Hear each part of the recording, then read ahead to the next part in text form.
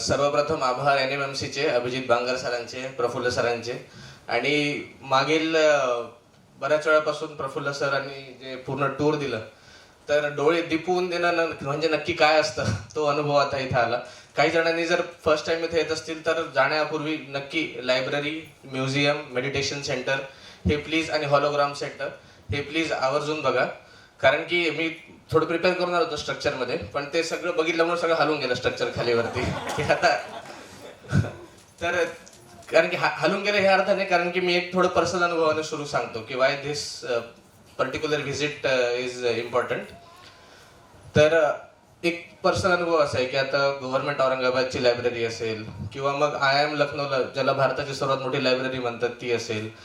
पण तिकडे गेल्यानंतर सुद्धा एक प्रॉब्लेम नाही म्हणता येणार, पण एक लॅकिंग नक्की जाणवते की तिथे गेल्यानंतर बऱ्याचशा विषयांवरती, खास करून बाबासाहेबांवरती पुस्तके, भारताची सर्वात मोठी लायब्ररी असून सुद्धा तिथं नव्हती. मग तिथे गेल्यावर मग काय करायचं, तर ऑलरेडी एक एज्युकेशन लोन होतं जवळपास 10च्या आसपास. तरी सुद्धा महिन्याला घरी न सांगता स्पेशल प्रोव्हिजन होतं की महिन्याला 5,000 रुपये तुम्ही एक्स्ट्रा लोन काढू शकतात. मग ते एक्स्ट्रा 5,000चं लोन काढून पुस्तकं ऑर्डर करून ॲमेझॉनवरून ती लायब्ररीचा ॲज अ स्पेस म्हणून युटिलायझेशन करणं, हे तिथं सुरू झालं. मग नंतर कळालं की काही बुक्स ऑर्डर करू शकतो अंडर स्टुडंट ग्रांट, मग ते केलं. पण थोडा त्याच्यामध्ये स्ट्रगल होता. नंतर मग दुसरा स्ट्रगल थोडासा मला जाणवला इन अ हॅपी वे. लंडनला इन्व्हिटेशन आल्यावर सर्वात पहिले दुपारी लँड झाल्यावर रात्री बाबासाहेबांचं घर पाहिलं. पण पुढच्या दिवशी जसंच तो पार्लमेंटचा पूर्ण सेशन संपला, पार्लमेंटमध्ये स्पीच देताना सुद्धा सुरुवात बाबासाहेबांच्या याच्याने केली, युट्यूबवर पण ते आहे. सर्वात पहिले मी गेलो ब्रिटिश लायब्ररीमध्ये बघायला की हे काय आहे, कसं आहे. आणि जस्ट जसं इथं किऑस्क आहे आतमध्ये, तिथं एक किऑस्क आहे. ते किऑस्कमध्ये मी नाव सर्च करून बघितलं, जस्ट डॉक्टर भीमराव आंबेडकर. तो लंडन आहे, मला वाटलं नव्हतं की काही सर्चमध्ये दिसेल, पण जेव्हा सर्चमध्ये दिसली एकदम बाबासाहेबांची पुस्तकं आहे, तर एकदम त्याचा व्हिडिओ रेकॉर्डिंग करून फेसबुकवर लाईव्ह मी केला, जस्ट दाखवलं की इथं पुस्तकं आहेत. सिमिलरली इथं गेल्यावर मी प्रफुल्ल सरांनी मला काही अनुभव दाखवले मुलांचे, की मला इथं आल्यानंतर कसे कसे एक्सपिरियन्स आले. तर रजिस्टर नक्की वाचा, त्याच्यामध्ये लिहून पण जा नक्की. हे सिमिलरली हे पहिल्यांदा करायचं की व्हॉट यू आर फिलिंग, हे मी actually you are counting my opinion. ते सर्वात मोठं आहे की when you count someone's opinion it means you acknowledge their humanity.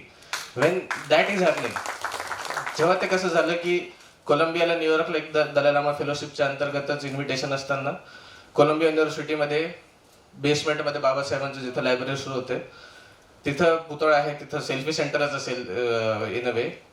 त्या पुतळ्याचे बघितल्यानंतर इमिजिएटली मग ते आस्क फॉर अर ओपिनियन, की युजली त्यांनी सांगितलं की when Indians come over here and they look at it, they are very overwhelmed, so we try to document it. So ते रजिस्टर तिकडे पण तसं मेंटेन आहे. ह्या सगळ्या ग्लोबल गोष्टी ज्याच्यासाठी लखनौला धडपड करावी लागली, लंडनला जावं लागलं, न्यूयॉर्कला जावं लागलं, हे इथं आता काहीच न करता माझ्या ऑफिसपासून अर्धे 1 किलोमीटर ते सगळं अवेलेबल करून दिल्याबद्दल थँक्यू सो मच. मी माझं रिडिंग जर्नीचं एक्सपिरियन्स थोडंसं पर्सनल स्टोरीमध्ये शॉर्टमध्ये सांगेल, तुमचा जास्त वेळ घेणार नाही. कारण की अवांतर वाचन ज्याला आपण म्हणतो, अवांतर वाचनानेच खरं तर माझं खरं एज्युकेशन झालेलं आहे. आज मी ज्या क्षेत्रात काम करतो, ब्लॉकचेन तंत्रज्ञान असेल, ह्याच्या अगोदरची नोकरी असेल, त्याच्या अगोदरचे NGO असेल, everything has been shaped by the books that I have read. Primarily सुरुवात झाली होती एकदम स्कूल डेजपासूनच, बॉसपासून, Babasaheb Ambedkar writings and speeches. त्याच्यामध्ये तुम्हाला एक गोष्ट जाणून येईल की there is a very stark difference between how Babasaheb writes आणि how usually someone of a you could say revolutionary would right. कारण की ह्याच्यामध्ये त्यांनी जे रेफरन्सेस दिले, जॉन डीवी असेल, जॉन जॅक रूसो असेल, फ्रेंच रेव्होल्युशन असेल, रोमन हिस्ट्री असेल, ही सगळी रेफरन्सेस ते एकदम शॉर्टमध्ये, म्हणजे की ते शॉर्ट करताना सुद्धा एक कला असते. जर तुम्ही खूप कमी वाचले, तुम्हाला कधी बोलायला सांगितलं तर तुम्ही त्याच्यावरती तासभर बोलू शकतात. पण ज्यांनी ॲक्च्युली सगळं वाचलंय तर समोरच्यापर्यंत एकदम शॉर्ट आणि स्पेसिफिक पोहोचावं, ह्याच्यासाठी फार प्रगल्भ वाचन लागतं. ते बाबासाहेबांच्या वाचनात तुम्हाला जाणवेल. आणि इनफॅक्ट पर्सनल पार्ट जो आहे त्यांचा, वेटिंग फॉर व्हिसा जर सोडलं आणि खैर मोडेंनी लिहिलेली त्यांच्याबद्दलची बायोग्राफी जर सोडली, तर पर्सनल स्टोरीजवर त्यांचा फार कमी भर आहे. ऑलवेज एक ॲनालिटिकल अप्रोच आहे की ह्याच्याने, ॲनालिटिकल अप्रोच असताना एकदम सुंदर असतं. त्यांची फोर्स ऑफ आर्ग्युमेंट ह्याच्यामुळे येत नाही की from some perceived sense of victimisation, कारण की when he tries to explain exactly with logic how exploitation happens, why it is wrong, त्या लॉजिकचा फ्लो फार महत्त्वाचा असतो. Because whenever you are doing computer coding also, तुमचं लॉजिकच determine करतं की whether or not you are going to have bugs in it. That is the first and foremost. त्याच्यानंतर मग वाईल रिडिंग बॉस काही रेफरन्सेस फार महत्त्वाची लागली. बाबासाहेब एक टर्म नेहमी वापरतात, सोशल कॉन्ट्रॅक्ट, जॉन जॅक रुसोचं. त्याच्यामध्ये एक्झॅक्टली सोशल कॉन्ट्रॅक्ट नावाचंच पुस्तक that he refers to, if you read it, written around 300 years ago by Rousseau. मग तुम्ही ते वाचायला सुरू करतात की if Babasaheb feels it is important to reference then you should read it. त्याच्यानंतर that is when you the real education begins, की when आपण त्या गोष्टी वाचतो ज्या आपल्या युजली जर आपण नॉर्मल जगलो तर कोणी आपल्याला येऊन देणार नाही. इनफॅक्ट ह्याच्यावरती एक पूर्ण स्टडीज आहे, द स्टडी ऑफ इग्नोरन्स म्हणून एक पूर्ण फील्ड आहे, त्याला आपण म्हणतो ॲग्नोटॉलॉजी. ॲग्नोटॉलॉजी इज ऑल अबाउट की इग्नोरन्स नक्की कसं काम करतं. पहिले इग्नोरन्स असतं की मला गोष्ट माहिती पण आठवत नाही, that is the first part. दुसरं की मला माहिती आहे की ते कुठं आहे, जस्ट मला आत्ता सध्या माहीत नाही, म्हणजे की मी गुगल केलं तर मला ही माहिती मिळेल. तिसरं आणि सर्वात धोकादायक इग्नोरन्स म्हणजे की मला माहितीच नाही की मला माहीत नाही. अँड ते जे अथांग महासागर आहे की मला माहितीच नाही जे की मला माहिती आहे, that is something only a library can solve. And along with a place of learning, library is also a place of unlearning. ते फक्त मी थोडक्यात सांगतो. Unlearning is the most important part जे माझ्या याच्यासाठी झालं. स्टेट बोर्डामधूनच मी एज्युकेशन केलं. It was English education. आता कॉन्व्हेंट एज्युकेशन करत असताना असं जाणवतं की आपल्याला अरे वा इंग्लिश तर फारच महत्त्वाची. पण एक प्रॉब्लेम तुम्हाला जाणवेल की युजली कॉन्व्हेंट एज्युकेटेड चिल्ड्रन 50 शब्द सोडले आणि हायफाय वाक्य सोडले त्याच्या पलीकडे they can't go for in a deeply analytical approach, कारण की most of the time your thinking happens in your mother tongue. मग ना इकडचं ना तिकडचं असं बऱ्याच वेळा परिस्थिती होऊन जाते. तशी नाही व्हायच्यासाठी सुरुवात झाली होती मराठी वाचनापासून. मराठी रिडिंग जेव्हा स्ट्रॉंग झालं while being in a convent, त्याच्यामुळे मग इंग्लिश स्ट्रॉंग झालं. पण त्याचं रिडिंग जर नसतं झालं तर बेसच नसतं बनला. इंग्लिश रिडिंग मी माझे मित्र अनुभवतो मराठी मीडियमचे, ज्यांचं मराठी वाचन खूप होतं. इंजिनिअरिंगमध्ये अगर आमची भेट झाली आणि अचानक I could see they took it up very fast. One of those friends is were also here Rahul. And the most important observation ह्या सगळ्यामध्ये हे आलं की नॉलेजला कंपार्टमेंटलाइज करणं हे ह्युमन कन्व्हिनियन्स आहे. Anthropology, sociology, economics. पण जग तर तसं चालत नाही. ज्याला आपण बायोलॉजी म्हणतो, मायक्रोस्कोपनं थोडं डीप गेलं की ती केमिस्ट्री बनते, मायक्रोस्कोपला अजून थोडं डीप गेलं की ते फिजिक्स बनतं, अजून डीप गेलं की क्वांटम बनतं. But world as a whole हे सब्जेक्टमध्ये वाटलं गेलेलंच नाही आहे. आणि इनफॅक्ट एक रेंज नावाचं पुस्तक आहे, द रेंज नावाचं पुस्तक is all about how generalist are now going to define the world more than specialist, because specialist is always a good thing, but problem with specialist is ते घोड्यासमोर असं जे होऊन जातं आणि you can't interconnect the dots with other domains. आणि त्याच्यामुळे the problem comes in trying to interpret how the world is actually working. So generalist म्हणजे काय, वेन वी से की बाबासाहेबांनी एवढे सगळ्या सब्जेक्टचं वाचन केलं, in a way to put it simply he was trying to understand the world as it is. But for someone who is looking working from the other angle, we see की अच्छा ह्यांनी एवढे विषय वाचले, ते विषयांची नावं आहेत म्हणून आपण ते विषयांची नावं तरी घेऊ शकतो. But his reading, his understanding goes beyond just subjects which have been named until date. So त्याच्यानंतर मग माझी सुरुवात झाली इंजिनिअरिंगला. इंजिनिअरिंगला आमच्याकडे सुदैवाने असं होतं की अटेंडन्स एवढं कंपल्सरी नव्हतं. त्याच्यामुळे मॅक्सिमम रिडिंग जी झाली माझी ती इंजिनिअरिंग आणि MBA मध्ये झाली. ते कारण की जे वाचायची गरज आहे, जे वाचून मी पास होईल किंवा चांगले मार्क्स मिळतील ते सोडून सगळंच वाचायला सुरुवात केलं. पण त्याच्यामुळेच आज ब्लॉकचेन किंवा ह्याच्यामध्ये मी काम करतो. इंजिनिअरिंगमध्ये 4 वर्ष फक्त सगळे लेक्चर्स ऑलमोस्ट बंक करून, बेअर मिनिमम करून मॅक्सिमम किती रिडिंग करता येईल, कारण की एकदमच असं वाटलं होतं की now this is really going to be a big changer. तेव्हा one of the American scientist त्यांच्याबद्दल मी वाचलं, कार्ल सेगन म्हणून. कार्ल सेगन यांची कॉस्मोस नावाची documentary series is the most widely watch documentary series. त्यांचं कॉस्मोस नावाचं पुस्तक is the best selling science book ever return. आणि जेव्हा तुम्ही कार्ल सेगन वाचतात, even though he is astronomer, पण ॲस्ट्रॉनॉमर जेव्हा तुम्हाला एव्होल्युशन शिकवतो बायोलॉजीमध्ये तेव्हा त्याला एक वेगळाच फ्लेवर येतो. आणि if you go any subject, for example Nobel ज्यांना मिळालं फिजिक्समध्ये अरविंद श्रॉडिंजर, त्यांचं सर्वात सुंदर पुस्तक हे बायोलॉजीवर आहे, व्हॉट इज लाईफ म्हणून. कारण की त्यांनी लाईफला फिजिक्सच्या टर्म्समध्ये डिफाईन केलं की ज्याच्याने एंट्रोपी कंट्रोल होते and so on. So when you are reading multiple subjects, त्याच्याने एक चालना मिळते की your creativity also increases a lot more. आणि कार्ल सेगनवरती 4 वर्ष एवढं डीपली, माझी पहिली कविता जी लिहिली होती ती मी कोणत्या मुलीसाठी न लिहिता कार्ल सेगनवरती कविता लिहिली होती, द क्युरियस अँट म्हणून.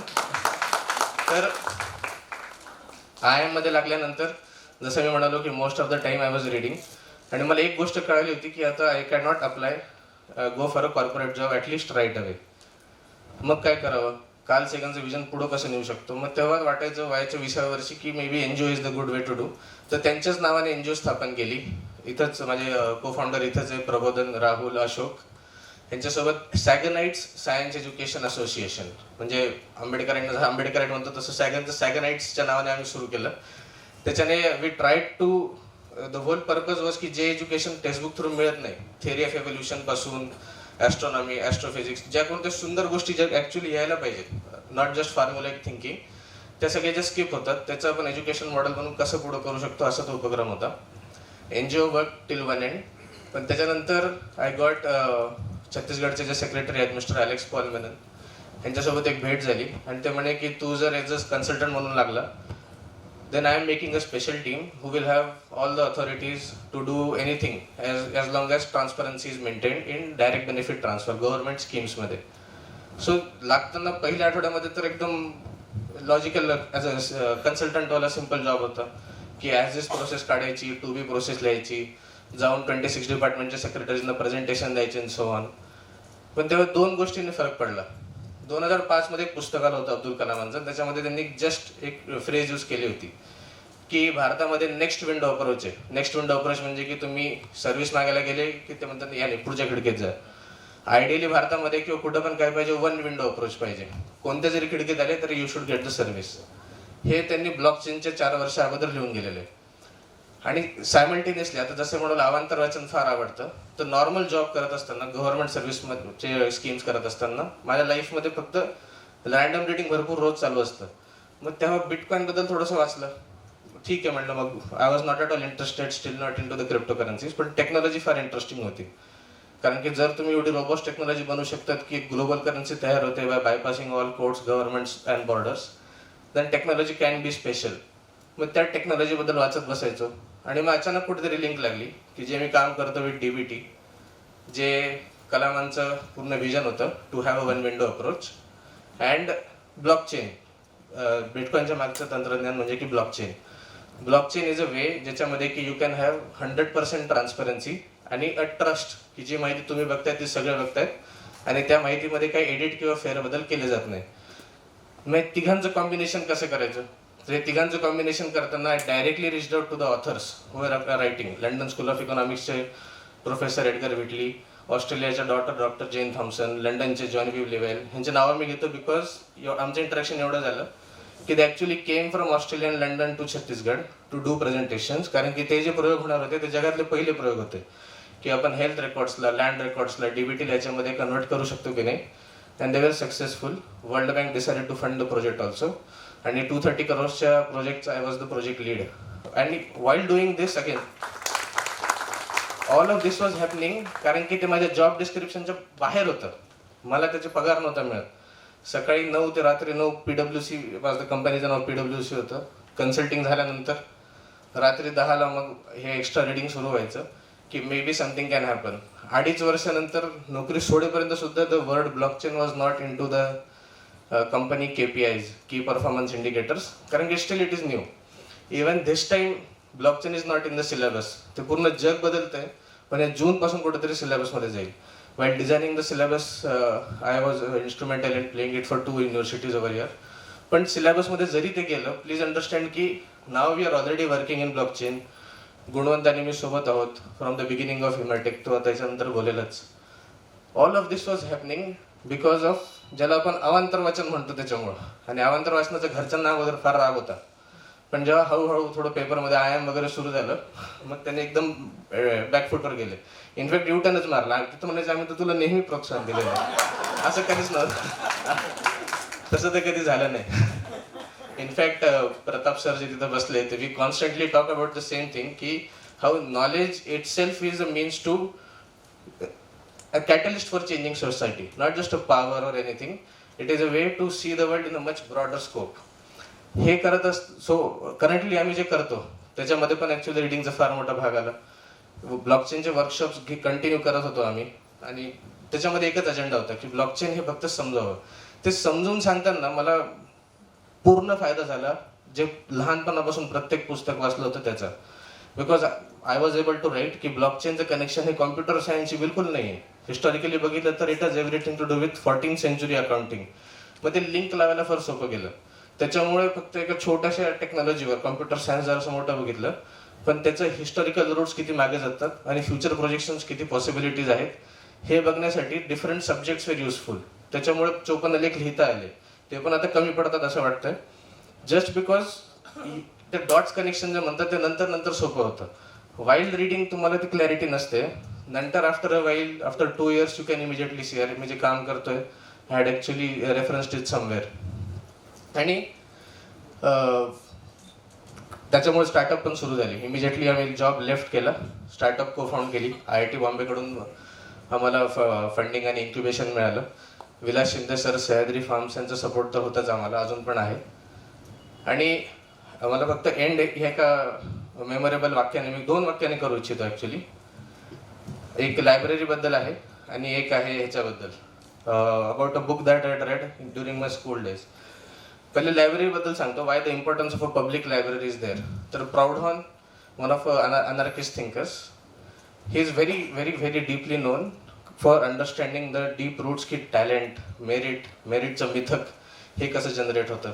Because in our society, merit today, sadly, is defined by degrees. You should not do that. I am Lucknow. It's a very counterproductive way of actually doing things. Because merit is most of the time piled upon earlier privilege. माझे आई वडील doctor आहेत, मला English education मिळालं, cat झालं, सोपं झालं, and so on. And the way we define merit today is 1000 मुलांनी परीक्षा दिली पण एकाचं सिलेक्शन झालं. ते ratio is a very bad way to in fact define merit. कांद्याचे भाव वाढवायला तसं ठीक आहे, आर्टिफिशियली इन्फ्लेट करणं, but this is that's not how it should be defined. मेरिटचे मिथक यावर भरपूर I have written also earlier, आणि राहुल गायकवाड सोबत म्हणून we are publishing a book also. So what Proudhon actually says is, talent is a creation of society. It is not a gift of nature. It is something society produces. It is an accumulated capital of which the recipient is only the guardian.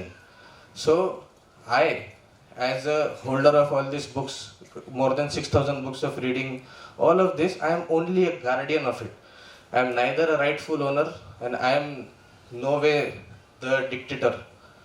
Without society, without education and powerful assistance which it gives, the finest nature, so without society actually helping people in having access to knowledge, the finest nature, the सर्वात चांगला व्यक्ती सुद्धा would be confined to something extremely inferior. Everything in that sense, having a public access to such a wonderful library is a landmark revolution. The last point that I want to make is from a book. त्या बुकचं नाव फारच interesting आहे, Y read म्हणून आहे. आणि मी rediff.com साठी 2008 मध्ये जो पहिला लेख लिहिला होता तो त्या पुस्तकाचा रिव्ह्यू होता. तर mark Edmondson is the author, आणि mostly he is non for his writings on Freud, but over here he is focusing entirely on books. छोटंसं पुस्तक आहे 150 पानांचं, वाय रीड. त्याचा एंड तो फार जबरदस्त करतो, कारण की मी मुद्दामून सांगतो, कारण की इट्स ऑलवेज टॅटू म्हणतात ना, जसं अंगावरती टॅटू करतो तसं असं मनावरती त्याचा टॅटू झालेला आहे ते शेवटचे 2 पानं. तो म्हणतो की लाईफमध्ये प्रत्येकाच्या आयुष्यात असे प्रसंग एकदा नाही अनेकदा पण येऊ शकतात, ज्याच्यामध्ये की लाईफ तुमचं असं कॉलर धरते आणि तुम्हाला मागे मागे नेत जाते. मागे मागे नेत असताना तुमच्या खिशातून, जॅकेटमधून सगळ्या गोष्टी पडत जातील, डिग्री, पैसे, मित्र, नातेवाईक, सगळं सगळं.